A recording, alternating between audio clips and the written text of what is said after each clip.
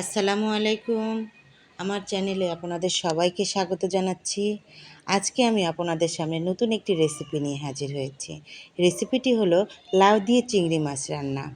চলুন তাহলে দেরি না করে আমরা মূল রান্নায় চলে যাই। প্রথমে কড়াইয়ে হাফ কাপ পরিমাণ তেল দিয়ে দিলাম। এরপর 2 টেবিল চামচ পেঁয়াজ কুচি দিয়ে দিলাম। পেঁয়াজটা একটু বাদামি রং আসলে 1 কাপ পরিমাণ পানি দিয়ে দেব।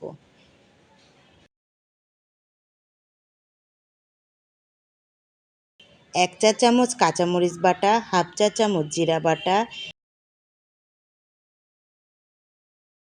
1 চা চামচ পেঁয়াজ বাটা, হাফ চা চামচ রসুন বাটা, হাফ চা চামচ আদা বাটা, হলুদ গুঁড়া 1 চা চামচ, মরিচ গুঁড়া হাফ চা চামচ, ধনিয়া গুঁড়া হাফ চা চামচ, পরিমাণ মতো লবণ দিয়ে মশলাগুলো ভালোভাবে কষিয়ে নেব।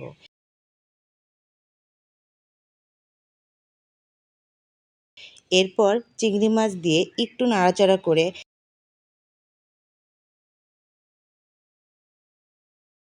হাফ কাপ পরিমাণ পানি দিয়ে দেব।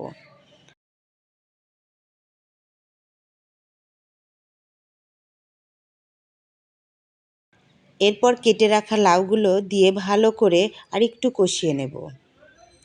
এরপর লাউ থেকে পানি ছেড়ে দিবে। ওই পানি দিয়েই 10 থেকে 15 মিনিট রান্না করে নিব। এরপর নামিয়ে ফেলবো। তৈরি হয়ে গেল আমার লাউ দিয়ে চিংড়ি মাছ।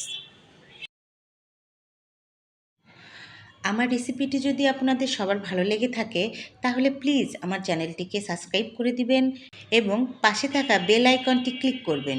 সবাই ভালো থাকবেন। আল্লাহ হাফেজ।